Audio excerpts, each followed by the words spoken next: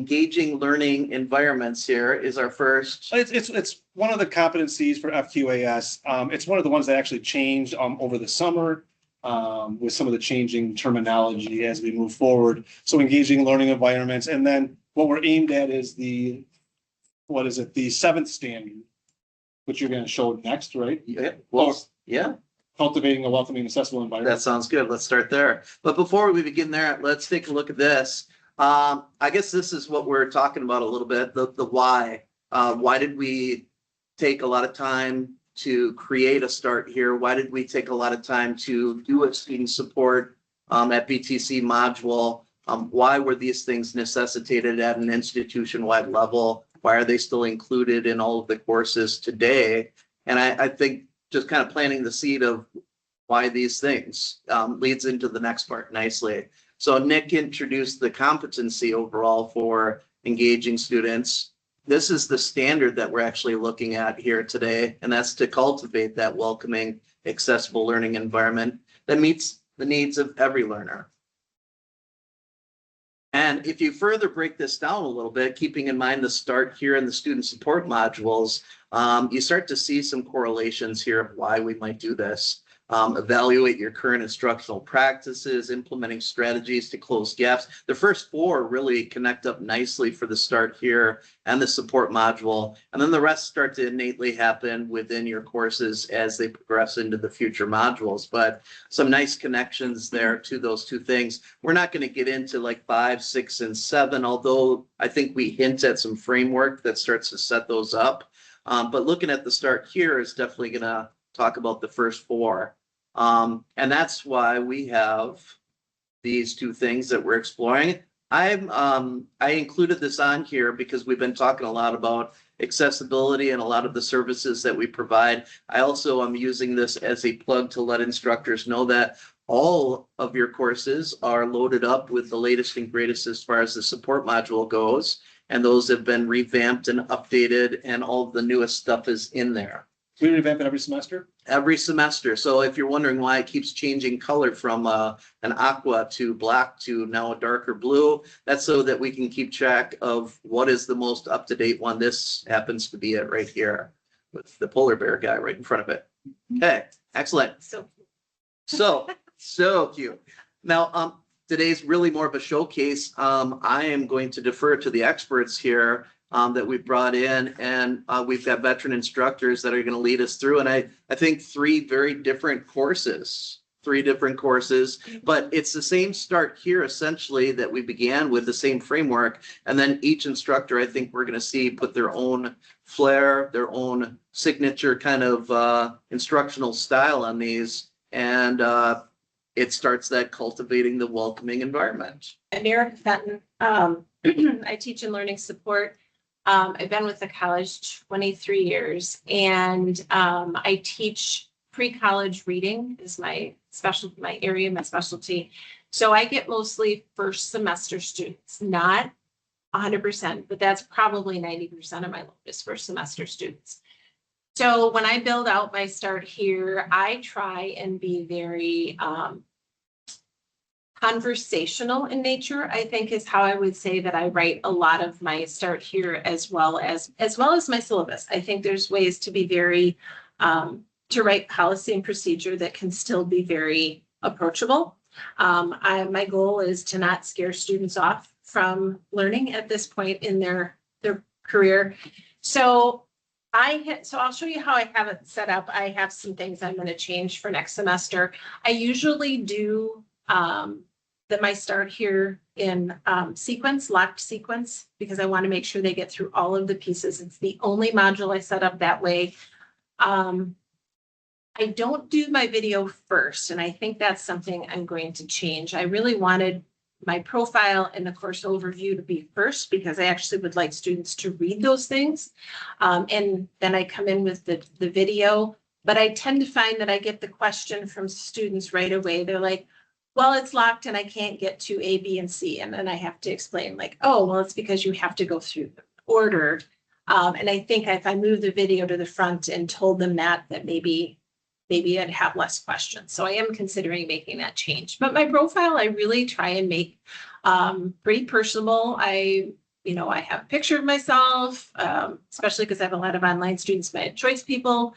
I include some pictures of like what I do outside of the college and what I enjoy doing. I like try to talk about myself personally a little bit. So students know a little bit of my background, and I'm not just this abstract person off in the background. I do tell them that I post in the introductory discussion board. I do a little bit about my teaching philosophy. And I use Bitmojis quite a bit. I know they're trendy in Snapchat, so I try and look kind of cool, right? And I have a number of these that I have saved. I save them to a folder in OneDrive, and I can just pull them as I need to.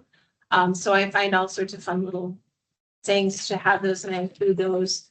And then in this area, I do have my contact information, where I am for my student support time, my link for my virtual hours. And I just really try to tell them, like, if you need me, I am here. We'll find a way to work it into your schedule and so forth.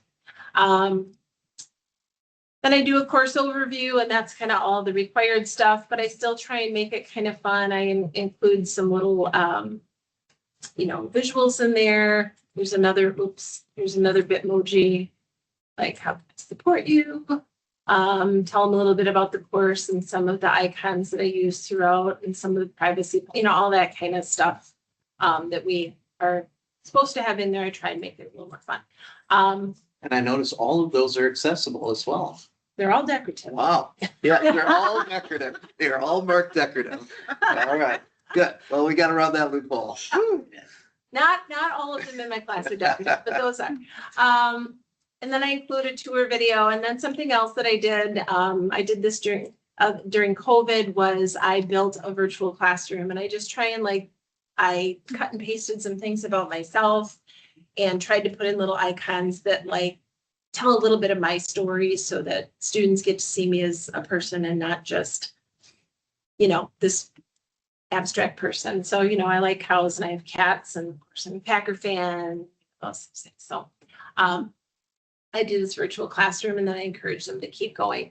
And then I do a little bit about participation in a Maya Choice course, and know what that means. And I talk about, discussion boards and how to access some things in the course.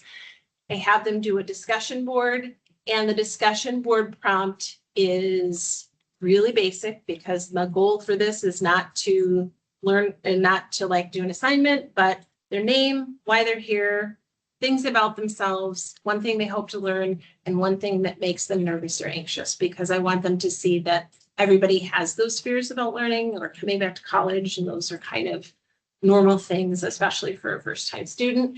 I participate in this. I post to it. I tell them that they can reply to me. I think sometimes they're scared to reply to the teacher.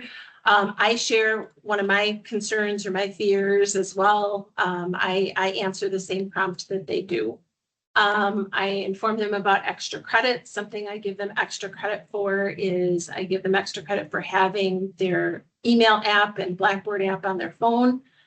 So I give them a visual as well as an explanation of what it is and why. It's about getting connected. They do a syllabus quiz. There's the little required thing about expectations for in-person and virtual communication, what they can expect from me. But the thing I want to show everybody is really excited about this. So I always end with are you ready to begin the course? And I have 6 steps that they should take. And this is also in their syllabus, but I learned something that I shamelessly stole from Jonathan Kelly and Jeanette, and it's number 6 there.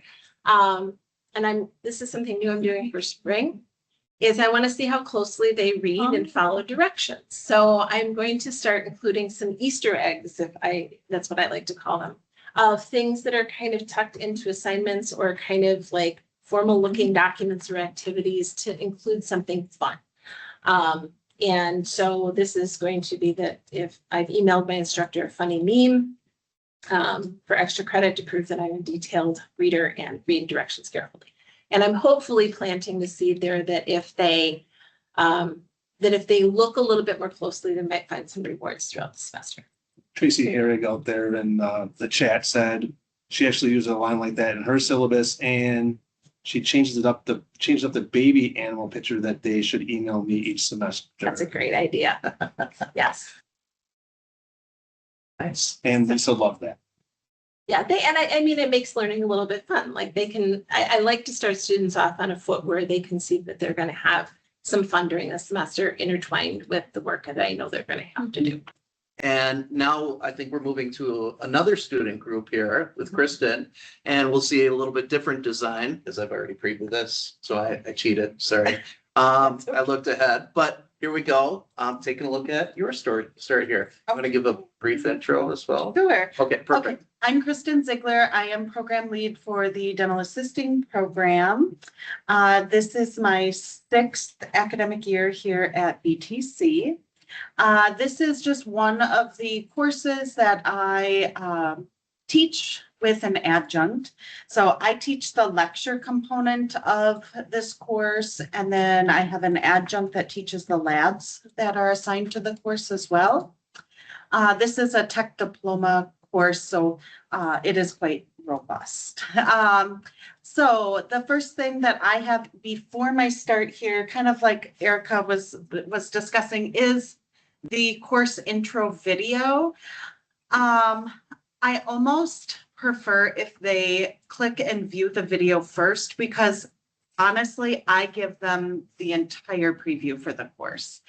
I go through everything in this video. So it is a little bit lengthy, but it gives them a really comprehensive view of the course in,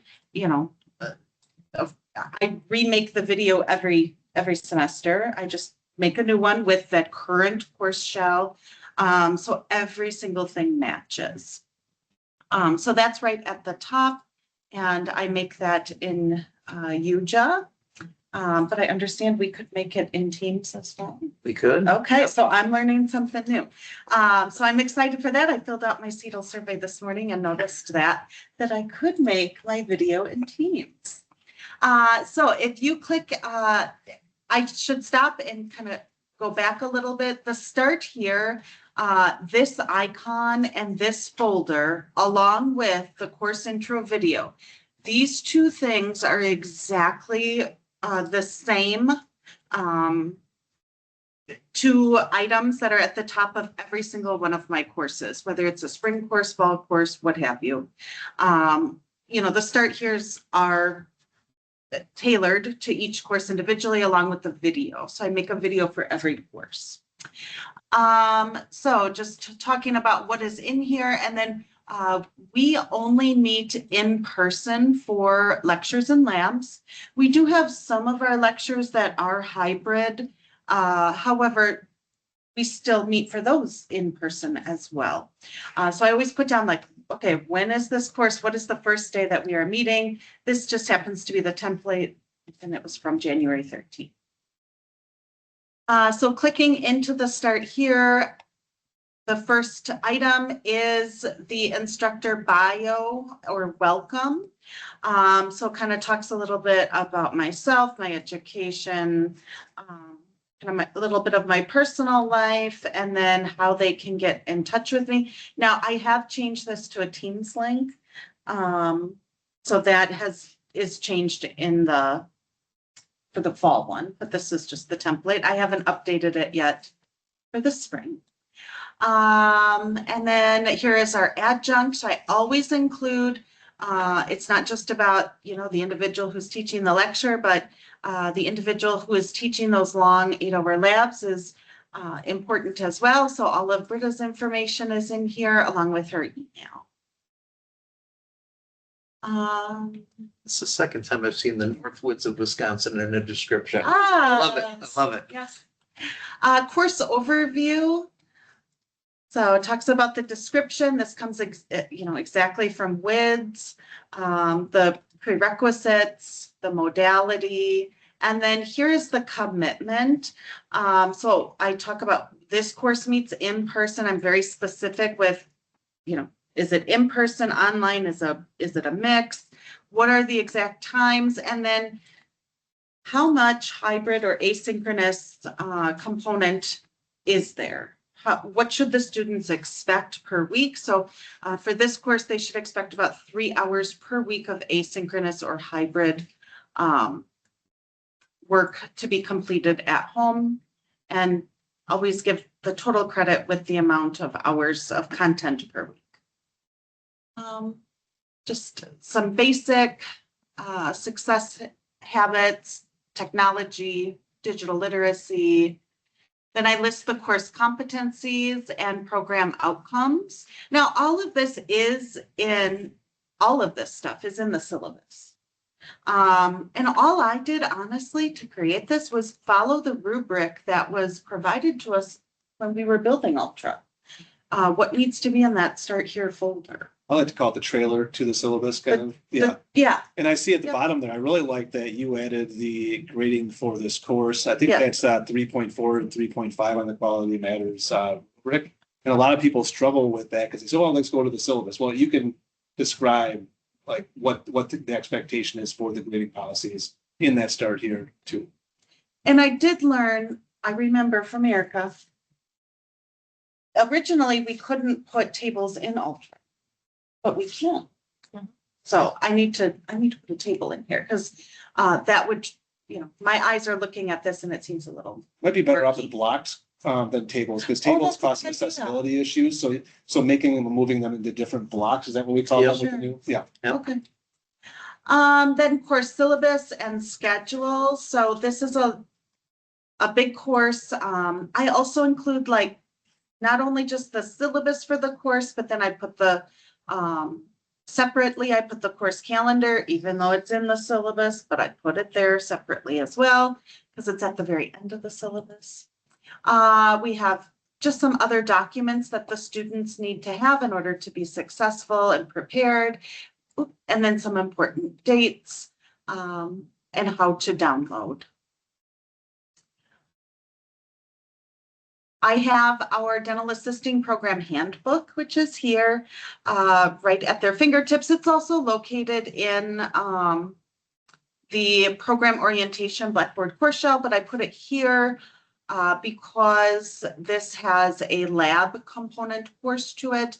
And that was a suggestion from our adjunct instructor, is to put that program handbook right in the course as well. And then communication expectations for both online and in-person learning. My expectations for you. We talk about netiquette. Again, this is also in my syllabus, but I also put it in here.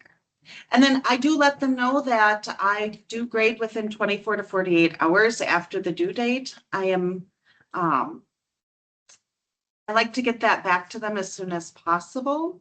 And sometimes I'm not always able to do it if they're more substantial assignments, but they know when to expect things back from me. On that one, I've seen like Steve Jones with Diesel. Mhm. He'll say, during the weekend, I answer emails on Saturday, but I remove myself from technology Oh, on that's Sunday. good, yeah. So if there's an emergency, know that I will not answer you until Monday. Right. So I'm going to be away from technology. Something like that. That's not exact words how he does it. And secondly, while we're talking there, Tim Nobling did state, our IT friend, you can do tables. Oh. They just can't have defined sizes for mobile viewing purposes. So when you do that, like what you can do is you can shrink up the window to see how that table is going to collapse and how it's going to look on a phone. Can you show that really quick with the mouse on like how this would look? I mean, just in anything, how you would do that. Oh, just the responsive layout Yeah. of Blackboard? Yeah. Like this? Yeah, if we actually click the second one from the close button up there. I'll let you. Yep, there we go.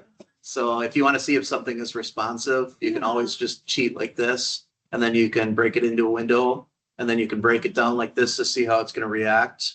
And with tables, what Tim's talking about is if the table does not resize to fit the new screen size, then it's not responsive and it's not accessible. Oh, Tim. Excellent. All right. So I'm Tim Nobling. I'm the IT program lead. I come from industry. I've been at Blackhawk since 22 fall. So I'm still pretty new to this whole teaching game, but we'll see what we can do. So our program's quite a bit different than a lot of the other programs in that we're completely self-paced. Students come and go into the lab whenever they want to. The lab's open, and I'll go through all that in my start here. But we have 46 one-credit classes, so that's about one class every 10 days. So it's a very heavy dose of micro learning.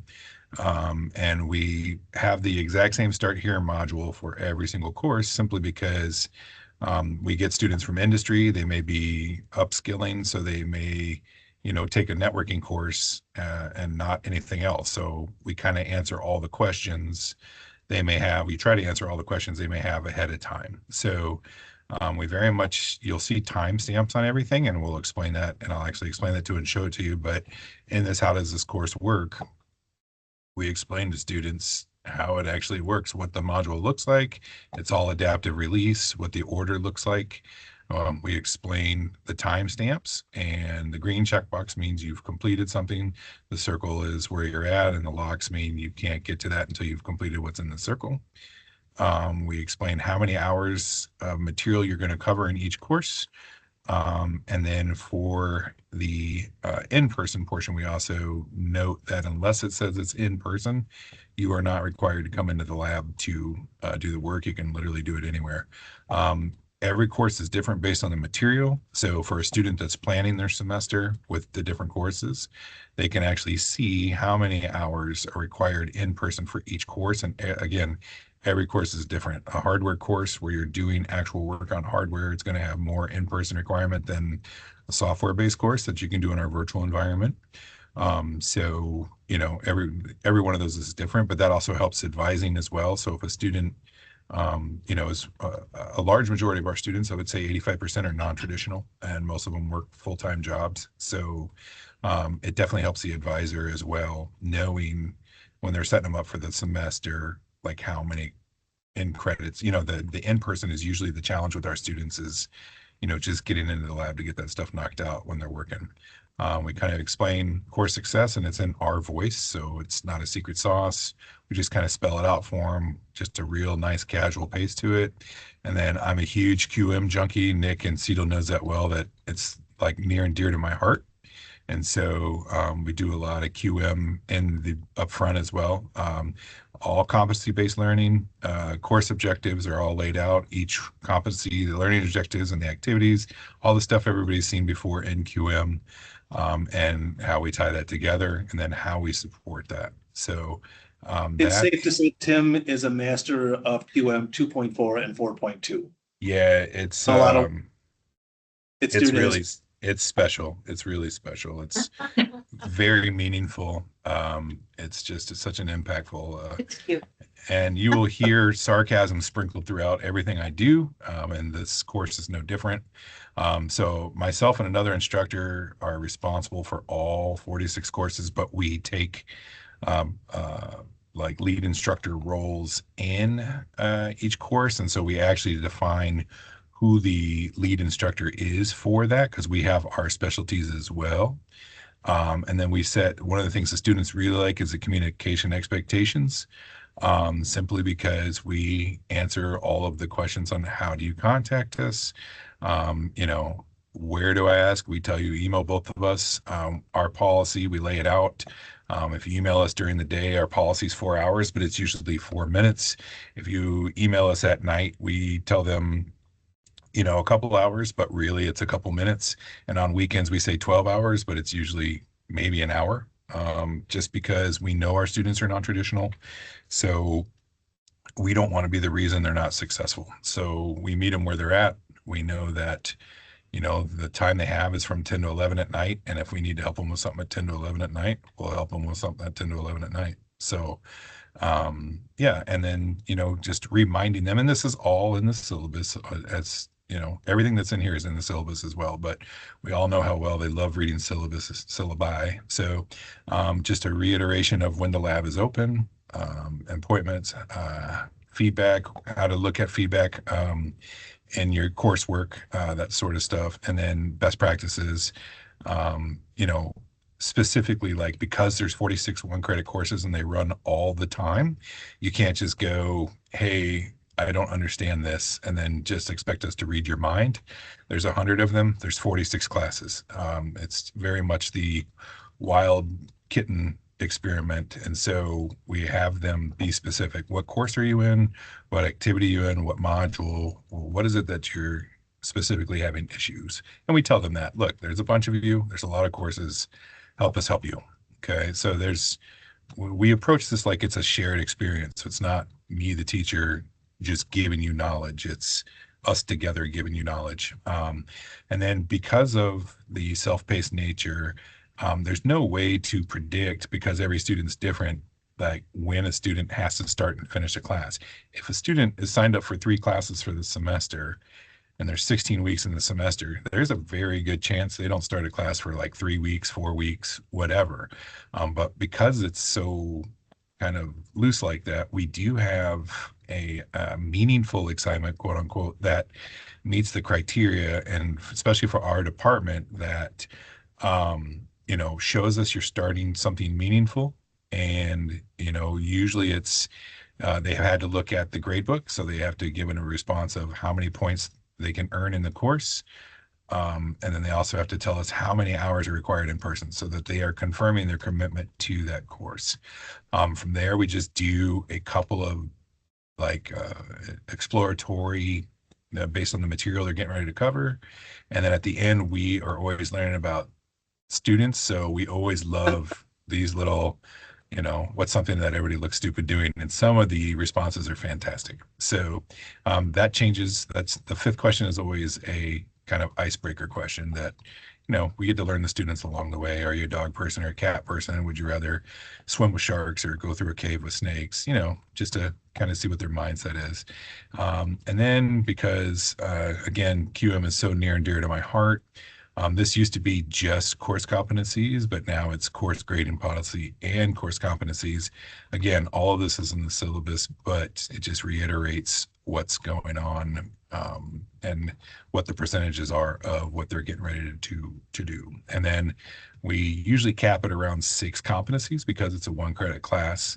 We really try to dig into the root of what they're doing. The reason that's important as well, and I'll jump out of that module for just a sec, but you can see in the modules as they go through them, which course competencies they are doing in that module. So course competencies covered in this module, understand the course, so the first one and the second one. So like as they go through that, it just reiterates what they're already seeing up in the top. And then we do anything also to note in my grade book, and we spell this out for them, anything that has a backpack, which is quote unquote homework, doesn't get included in the calculations for the grade book. So we want them to just go for it. So assessment baseline questions, they're not going to know these things because they haven't started the class yet, but we can see where they're at before they start. And then we do the same thing when they finish. So it's just to see, what we're working from. And again, it doesn't count against them. And they, this is exploratory, and we explain to them, these are, they have no impact on your grade. It's just exploratory. Again, we try to keep a very comfortable environment. We try to keep it light and not so serious. Like, it's kind of hard to explain. Once you're in our lab for a little bit, you kind of pick up on the vibe, but everything we do is just geared towards, that positive experience and having fun while you're learning. Because we're so hands-on, that we kind of have an advantage of that we're doing all the stuff they want to do. They're just getting in there, and that's the stuff they enjoy doing. So just kind of tying this all together is kind of the core to that whole thing. So, and then we explain all the way getting down to the end. Again, we do embed the course evaluation before they're even allowed to do the capstone for each course. So, and we encourage them, and we even say that, again, it's our voice, but like, it's important to us. It's completely anonymous. We want you to just be very honest with us, and they are. And then before they can even do the capstone, they just have to either say I completed it or I didn't. It doesn't matter. There's no grade for that. We don't care. That's up to you whether or not you do it, but we would like you to do it. So, but again, it's just kind of the same voice and tone throughout. So it's very consistent, even amongst, if I've got 23 classes and my coworker has 23 classes, it's got the same vibe, the same sound.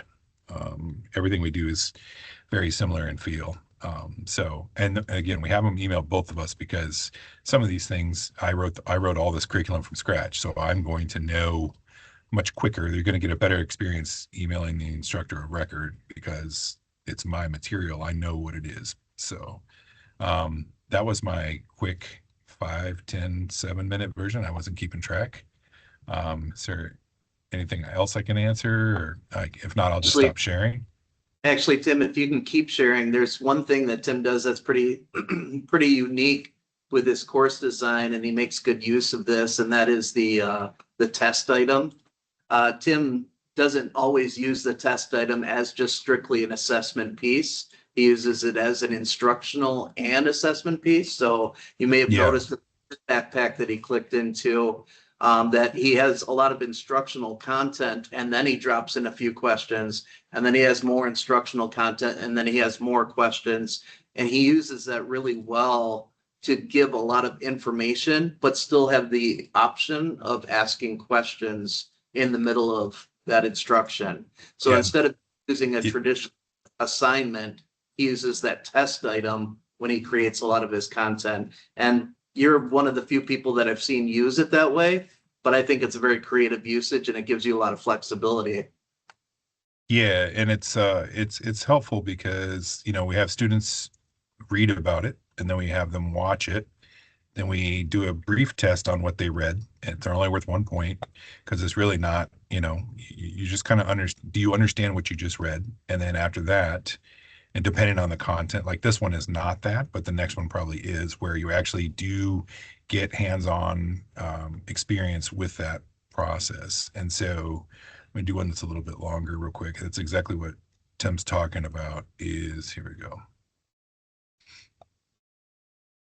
And again, they can't bounce from module to module, so they just kind of get that. So we explain what it is, what they're doing, what its purpose is.